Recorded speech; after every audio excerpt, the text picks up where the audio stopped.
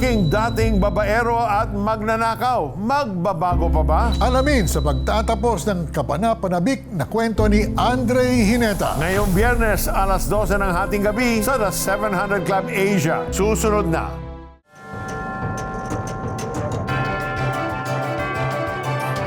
Naging malinaw kay Andre na ang ginagawang pagsunod niya sa tawag ng laman ay maling-mali sa harapan ng Panginoon. Lalo pat siya'y naglilingkod sa Kanya sa pamamagitan ng pagkanta. Noong isurrender ko yung sabi ko, Lord, sige Panginoon, tatalikuran ko itong kasalanan na ito. Itong sexual immorality sa isip ko, sa kilos ko. Pero bumukas ang naging magliwanag. Kasi parang naging very klaro sa akin na yung deliverance ko roon from that sin, coupled with yung renewing of the mind. Nagbunga ang panalangin ni Andre. Sa tulong ng Diyos, tuluyan siyang nakawala sa bitag ng tawag ng laman. Natutong rumispeto si Andre sa mga kababaihan. Tinanggap siya ni Edith na walang pag-alinlangan. At sila'y ikinasal. Hinarap ni Andre sa altar si Edith ng malinis at buong buo. At pagkatapos ng kanilang kasal, naging malinaw kay Andre ang bumalik ulit sa Samar para magmisyon kahit na ito'y napakadelikado at pwede din nilang ikamatay. Sabi ko, parang hindi pa panahon. Pero may threat na kami. Kaming susunod na dudukutin. May fear, somehow. Kasama ko na yung misis ko si Edith. Pero hindi kami umalis. Tumayo lang kami ron. Prayer lang, puro prayer. Alam ko naman, anytime pwedeng humarap ang kamatayan sa atin. Pero at that point in time, I was still young. And the Lord, hindi pa naman namin panahon Kaya pinreserve pa rin ng Lord yung buhay namin. Naging tapat ang Panginoon kay Andre at sa kanyang asawang si Edith. Biniyayaan naman sila ng anak. Ang pangalan niya, Abigail. Ang ibig sabihin niyan, Father's Joy. Nung makita ko siya, tuwa talaga ako. Alam, bilang sa tatay, may plano ka na sa kanya, worship leader yan, ganyan. Ngunit makalipas ang 15 buwan, ang tuwang naramdaman ni Andre sa pagdating ng kanilang anak ay napalitan ng pangamba.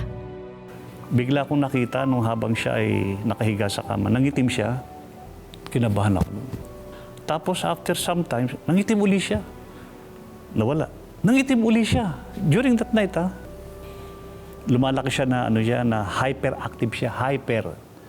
Yung lakad lang ng lakad, ganoon. Because of yung attack ng mga seizures niya, which is, ang sabi ng doktor, idiopathic. Walang pinagmumulan. Well, of course, ang atake niyan palagi, prayer. Lord, anong kasalanan ng nagawa ko bilang isang tatay o bilang isang lalaki? Alam mo, naging mensahe ng Panginoon sa akin, this is my way for you because I am preparing you. It's a preparation for God. It's not actually, hindi ito disiplina sa amin, kundi God's preparing us for a bigger purpose sa buhay namin sa mundong ito. Sa kabila ng pasanin sa anak, sinunod ni Andre ang kanyang puso, ang magmisyon sa mga tribo dito sa Pilipinas. Sila'y nagmisyon sa Bukidnon na kamuntikan na niyang ikamatay habang sila'y tumatawid sa isang falls. Nalalayan ko yung bata, nalalayan ko siya. Hanggang kami nalang nasa huli. Yung dadaanan namin, foot trail na nasa gilid ng bundok. Nung ako dadaan, wala na siyang dadaanan. Yung isang pastor na taga-bundok doon sabi, Pastor, tumalon ka na. Sabi ko, Pastor, hindi ko na kaya. Sabi ko, pagod na ako. Laki ng backpack ko Sabi ko, alam mo ginawa ko, no? Sabi ko, Panginoon. Kung tulungan mo ako, Panginoon. Tumalon ako. Pagtalon ko ngayon, parang may sa pit ko. Parang may mawak. Nakatalon ako. Na yan, hindi yung falls Puro bato yan. Kumukulo yung bato. Kung nahulog ako ron, patay kagad ako. I saw the intervention of God. Sabi ko, Panginoon, salamat po. Maraming salamat. Taong 2000, habang nagdadalamhati pa sa pagpanaw ng kanyang ama, umakyat naman si Andre sa mga Matigsalug tribe upang gabayan ang iba pang mga missionaries. Muling nanganib ang buhay niya dahil sa malaria. Napakahirap. dumating sa punto na parang hinahaluka yung tiyan ko. Yung ulo ko parang binibiyak. Na yung sakit ko ay Plasmodium vivax. Yung second deadliest ng malaria. Mayat ako nun ng gusto. Payat ako nun. Tututunan ko kasi pag may mga ganyan, may mga crisis, the more I will really hold on. It's a process wherein the Lord will increase your faith. Will strengthen you. Though outwardly, sabi sa Bible, though outwardly we are wasting away, yet inwardly we are being renewed daily. So we fix our eyes not on what is seen, but what is unseen. Tuluyan ngang pinangalagaan ng Panginoon si Andre at ang kanyang pamilya. Naging malinaw na sa kanya ang purpose ng Diyos sa pagpapalaki ng kanilang panganay na anak na si Abigail na mayroong special needs. Normal pag tinignan mo siya, pag nagsalita na lang siya, saka mo malalaman, there is something wrong sa development. I saw it now. Dalawang purpose. Una, para yung aming paa palagi nakatapak sa lupa. No more room for pride to creep in you. Palagi ka lang nakakapit palagi sa Kanya. Pangalawa, dahil sa church, we have to love them. No matter what and how these people live. Dinevelop ng Lord yung pagiging pastor namin. And that is, ang anak ko, ang object lesson, wherein dapat siyang mahalin dahil anak ko siya. Sa ngayon, naglilingkod sa Panginoon ang buong pamilya ni Andre. Siya rin ay isang pastor na masaya at masigasig na nangunguna sa kanyang pamilya at simbahan sa pamumuhay na kalugod-lugod sa Diyos. God is so loving and caring and faithful. Kasi kahit na maraming problema dumating, even now we are facing that kind of problem with our child. Hindi kami pinabayaan ng Diyos sa buhay namin. He's so good. He's good all the time. Kita talaga natin, Peter, sa buhay ng isang mananampalataya, sa isang, especially a pastor. No? Hindi naman ibig sabihin na wala ka ng problema sa buhay. Correct. Kung sino pa nagsisilbi sa Panginoon, parang mas dumadami pa yung mga pasanin at mga trials at tribulations. No? So, hindi ibig sabihin na porket nagsisilbi tayo, clear sailing na siya. No, not at all. But I see also, looking at Andre, a man who knows and understands life's struggles, and yet he walks victoriously. He knows he's called by God. He knows the family has a mission for God, so they just stay focused. You know, yun ang nakita ko, yung strength ng Panginoon sa buhay nila. At the same time, di ba, nagagamit ni Lord yung mga dinadaanan ni Correct. Andre, to help others who are struggling. Yun nga ang sabi niya, di ba? The Lord is saying, this is how you love those that I put under you. Grabe. Amen. You know, change is indeed a certainty in life. Nothing remains the same. The question is, do we want to change for the better or become worse than before? Tama ka, Peter. Tulad nga ng linyang gusto kong bumait pero di ko magawa. Ang hirap magbago lalo na kung sariling lakas lang natin ang sandigan. At mas mahirap pa yung manatiling matuwid matapos magbagong buhay. That's right, Mari. No? There's only one way to true transformation. You know, through the power of the blood of Jesus that cleanses us, that renews us. Amen. Sabi nga sa Ephesians 2:8 and 9, "For it is by grace you have been saved through faith, and this is not your own doing. It is the gift of God, not a result of works, so that no one may boast." So if you want to be transformed by the love of Jesus, pray this prayer with me. This could be the start of your new beginning, your new journey. Heavenly Father, we just come to you right this very moment, Lord, with all our struggles, with all our weaknesses, with all the things that are happening all around us, knowing that you are the only true source of strength. You are the only true source of grace. You are the only true source of the one who gives us new mercies every morning. So Lord, we come to you, knowing our struggles, yet also knowing full well that you love us unconditionally. So today, Lord, I surrender. I surrender my all. And I ask for your forgiveness. Lord, would you forgive me for doing things my own way? Would you forgive my rebellious and stubborn ways as I invite you now, Jesus, to be the Lord and to be the only Savior of my life. Thank you for loving me. Thank you for giving me this victorious life through what you did on the cross at Calvary. I receive this new gift now, eternal gift. This is my prayer in Jesus' name. Amen. Amen. Kung tinanggap mo si Jesus bilang Panginoon at tagapagligtas, congratulations! You are now a new creation. Isang bagong buhay na puno ng pag-asa at kapayapaan ang naghihintay sa iyo. Kung nanonood ka sa YouTube, mag-comment, tinanggap ko si Jesus. At kung nais mong lumago sa pananampalataya, i-type lang BSG para makasali sa aming online Bible study group. We'll be right back for more of Andre's inspiring story. Don't go away. Sumabay ka ba sa prayer at tinanggap si Jesus bilang Diyos at tagapagligtas? Balitaan mo naman kami. Please send us the message, "Yes, tinanggap ko si Jesus," through text or via the 700 Club Asia Facebook Messenger o comment section ng YouTube channel o tumawag sa Prayer Center para maipagdasal ka namin. Grow in your faith. Join our online Bible study group today. Just type BSG in the comment section of the 700 Club Asia YouTube channel or Facebook Messenger to receive details.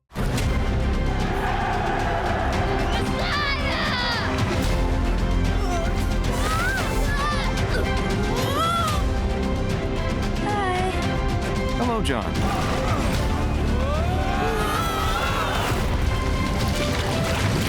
We're gonna need a bigger boat!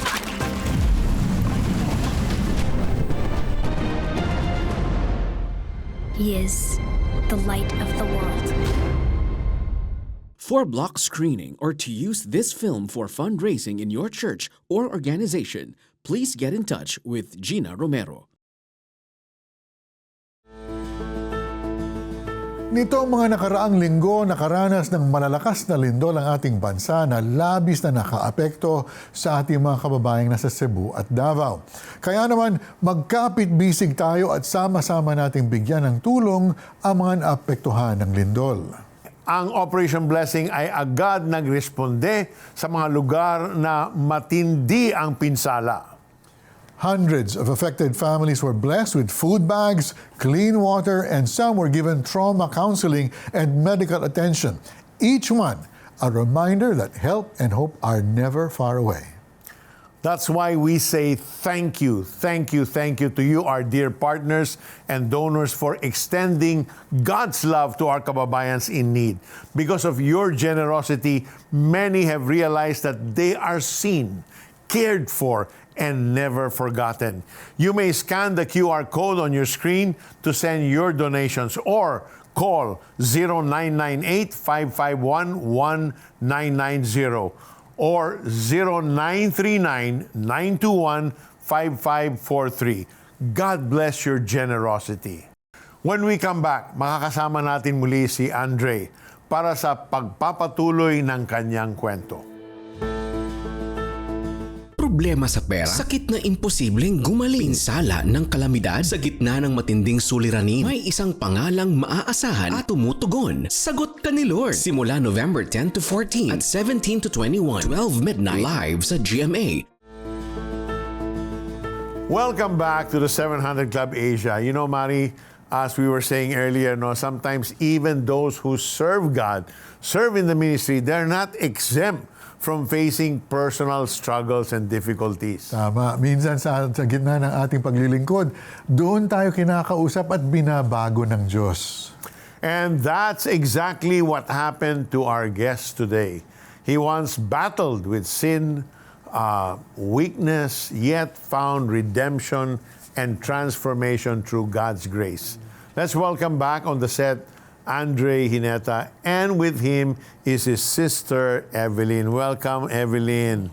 Ayan. So, Andre, you were already serving the Lord when you found yourself struggling with sins like fornication, pornography. How did God convict you to finally make that turn around completely and live that life of sin? Nangusap po ang Panginoon sa akin in a very personal way na pag hindi ko ginive up itong kasalanan ito, ay pwede akong mawala sa Kanya. Very personal po yun. Actually, pag nakukumit ako ng sin ng ganyan, gusto ko ipukpok yung ulo ko sa semento because of so much guilt. Personal because you consider that relationship with the Lord such a treasure, no? Opo. Talagang, at saka alam niya yan. Kaya yan ang personal message niya sa'yo. Matanong ko lang, nung panahon na yon, paano mo naramdaman, Andre, na binabago ka talaga ng Diyos, lalo na sa paraan ng pagtingin mo sa mga babae at sa relasyon mo kay Edita, yung wife mo? Bagamat meron pa rin may tawag pa rin ng laman hindi po maaalis yun Kaya lang meron ng added strength sa akin na i-resist po yun na kasi na unless your righteousness surpasses that of the Pharisees, you cannot enter the kingdom of heaven. And whoever looks at a woman with lust has already committed adultery with her in her heart. Yung adultery natin, kailangan gawin mo Pero sabi ko, mataas ang pamantayan ng Panginoon. Kaya pag natingin ako sa babaeng kanyan, I'm really fighting up na humingi ako ng grace sa Panginoon, Lord, ayokong gawin. Ayokong magkasala sa iyo. Ayokong madungisan ng katawang ito na binigay mo sa akin. Pansin mo, Peter. Ibig sabihin ni Andre na he's always conscious. That's at the forefront of his mind all the time. Parang nakataas yung guard niya, no? At malaking tulong yung we heard it just now. Pag may nakakonfront siya sa temptation, may verse ka agad. Oo, tama. Kasi nagme-memorya ka ng Bible verses. If those are not in your mind, hindi mo ma-apply sa buhay mo and you're not aware that you're sinning against, you're always aware. And that's how you fight really the temptation by the Word of God. Right. So si Evelyn naman. Evelyn, ano ang pagbabago ang nakita mo sa iyong kapatid na si Andre? Malaki po yung pagbabago niya talaga nung nakilala niya Panginoon. Kasi talagang malupit siya bilang kuya sa amin. Sabi ko nga, nung nakilala niya Panginoon, nakalaya kami. Doon sa kalupitan niya. Totoo nga. Spiritual at literal. Nakalaya kami sa kalupitan niya kasi ultimong mga manliligaw namin, yung mga ano pa lang ng manliligaw. Merong board of censors. Opo, talaga pong sobra. Pero mas more siyang naging malupit dun sa kapatid naming panganay kasi siya talagang ligawin. Pero ako kasi medyo mahiyain ako, lagi lang ako nasa bahay, tsaka hindi ako masyadong tumatanggap ng Pero dumating pa rin po sa puntong ganun nga na nakaranas din ako ng kalupitan niya. Kay Warden. Opo. Pero hindi sa manliligaw, kundi parang nagkasagutan kami. Papasok ako sa school nung college and then sinipa niya ako. Aray. Opo, sinipa niya ako. Pagkatapos, umiyak ako noon. Pero sabi ko, papasok pa rin ako sa school kasi masipag ako mag-aral noon. Pero mugtong-mugto na yung mata ko. Tapos hanggang sabi ko pa nga, hindi na ako uuwi ng bahay kasi parang nainis ako sa kanya. Na parang rebellious na rin ako nung time na yon dahil sa mga ginagawa niya. Wala naman akong kaibigan na pupuntahan. Kaya sabi ko, uwi na lang din ako ng bahay. And then, yung tatay namin, pinaghandaan ako ng pagkain. Hanggang sa dumating yung araw na nag-usap na rin kami dalawa. So parang baliwala. Ganun lang po. Ito yun ang pinag-usapan natin. Kailan na napakahirap dalhin sa Panginoon yung mga kamag-anak mo. Mas madali yung kaibigan. Right. Pero in this case, di ba? Totoo po. And you want to be a good example for them. So when you invite them to church, they will come. Oo. Ayun na nga, yung pinaka dahilan ay dahil nakita niyo yung pagbabago sa kanya. Opo. Talagang naging naging mabuti, naging mas lalong sabihin kong noon may pagmamahal na siya sa amin, pero mas lalo pa. Kasi every time lagi siyang nangungumusta, o nasa na kayo, anong ginagawa nyo, kahit nasa ibang bansa po. Ganon. Lahat, pati mga pamangkin, pati mga bayaw, talagang lagi niyang kinukumusta. Pastor talaga. Pastor talaga po siya nito. So Andre, when you started serving in the ministry, and became part of the worship team, how did that experience change your outlook and deepen your relationship with God? Mahilig po kasi ako kumanta talaga ng mga secular song. Marami po. Pero noong ma-involve ako sa worship team, just a few months nung ma-born again ako, ang tawag sa amin nun, di pa worship team, singing group. So, yung mga song talagang it really caters to my heart. Malaking bagay po. Yung Amazing Grace, how sweet the sound. Sabi ko, Amazing Grace, yung dati kong buhay, nasa dekadilimag ngayon, nagbago na. Kasi alam ni Lord yung language na na talagang antig sa puso mo. Andre, naikwento mo rin na noong 1987, habang nasa mission kayo sa Samar, isa sa mga kasama ninyo ay napatay ng NPA. Marami kasi, marami sa ating mga viewer ay hindi na naalala kung sino yung NPA, hindi sila makarelate. No? So baka pwede nyo ikwento na rin kung sino yung NPA at bakit may problema kayo sa kanila at sila sa inyo. Paano nyo hinarap yung ganitong trahedya at hindi ka ba natakot na ipagpatuloy ang gawain ng Panginoon sa harap nito? Opo. Yung pong pinatay na yun na hindi namin kasama sa church. Pagdating namin ng Samar, nakilala ko siya ron. Isa po siyang ex-con. Galing siya sa ministry ni Olga Mama Robertson. Nakilala niya sa prison. Yeah. Nakalaya siya, lifetime sentence, pero nakalaya siya. Nung nakalaya siya in 7 years, isa sa pinuntahan niya sa Samar, naging operator siya.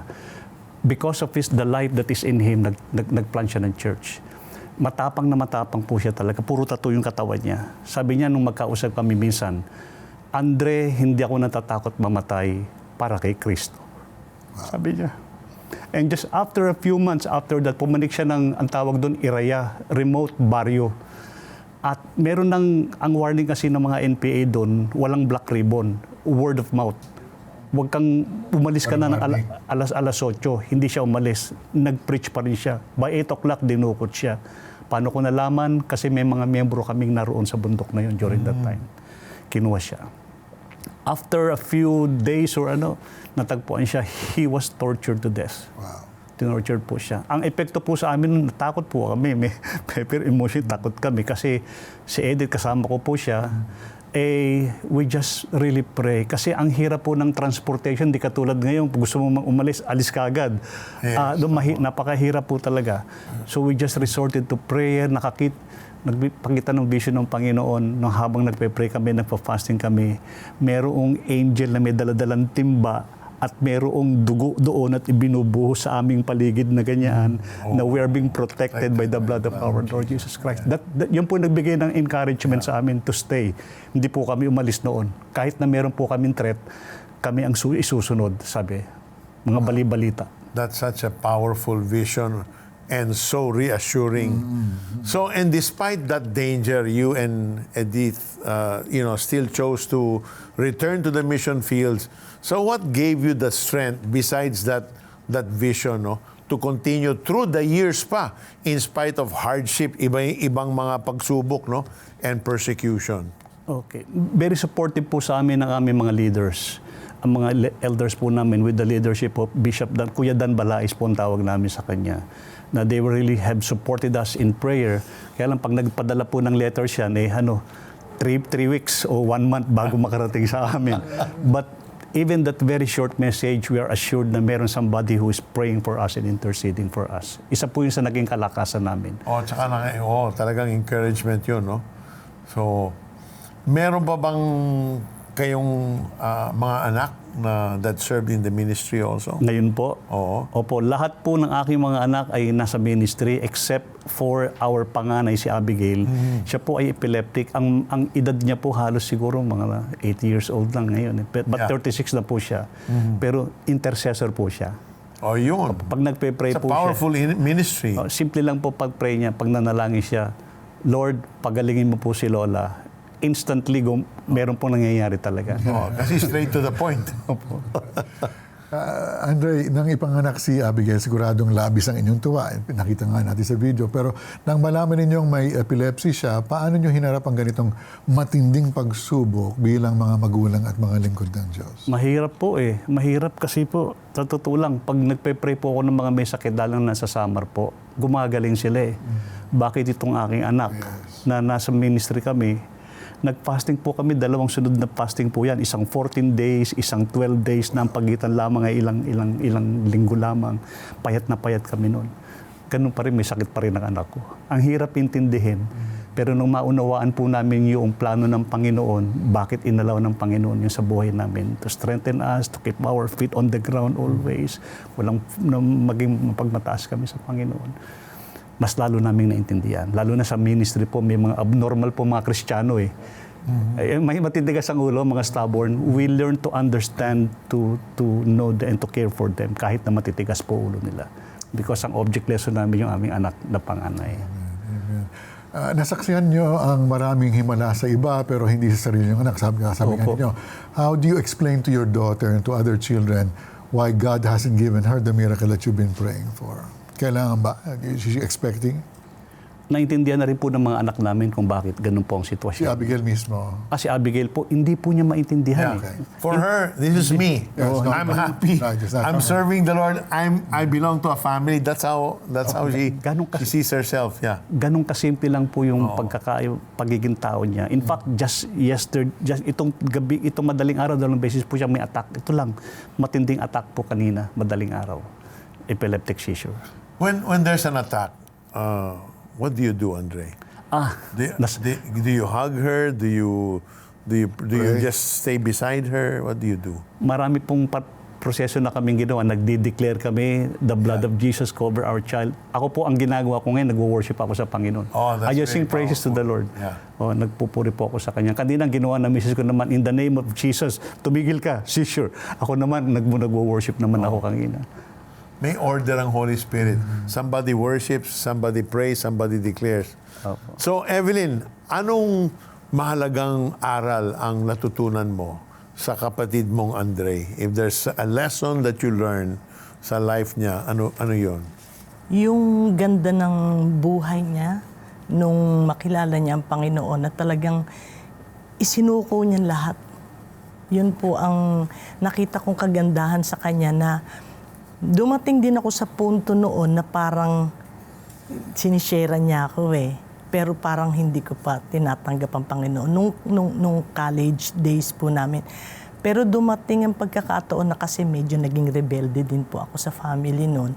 Siguro dahil yung pagiging malupit niya rin sa akin at ang mga magulang din na bawal yung mga manliligaw, ganyan, nasa college days po.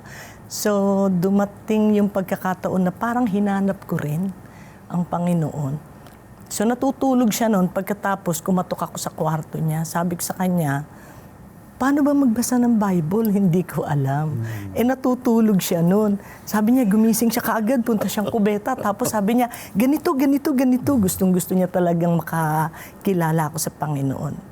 Yun po, tinuruan niya ako, mag-umpisa ka muna dito sa Matthew, tong 4 book, sabi niya, basahin mo lang to. Yun po, nakita ko yung kagandahan ng buhay niya nung time na yon. He was quick to share, not wasting any time at all. Well, thank you so much, Andre, for sharing with us your powerful story. Thank you, Evelyn, for joining us. Truly, talaga, God's grace transforms lives. God bless you, Andre, and more power to you.